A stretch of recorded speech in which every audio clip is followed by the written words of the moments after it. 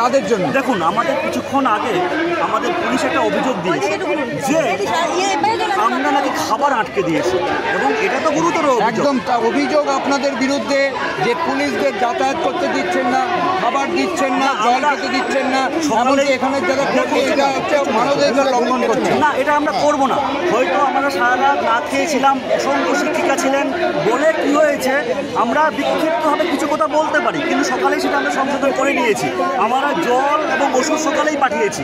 তারপরেও আমাদের দাবি তো কাউকে খাওয়ার আটকে দেওয়া না, কাউকে অসুস্থ করা না। আমাদের দাবি হচ্ছে যোগ্য অযোগ্যের তালিকা প্রকাশ, অন স্পট অযোগ্যদের সুপ্রিম কোর্টের রায় মেনে টার্মিনেট করা এবং আমাদের নিজের চাকরিতে সসম্মানে বহাল রাখা। এর মাঝখানে অন্তরায় কোনো কিছু হতে পারে না।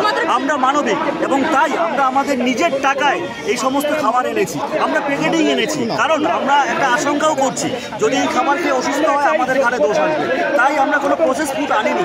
প্রসেস ফুড আমরা বলে দিয়েছি, আমরা অনুমতি দিয়েছি, আপনারা নিয়ে আসুন, আমাদের প্রতিনিধি যাবে, এবং আমরা কিন্তু চেয়ারম্যান স্যারকে বের হতে দেবো না।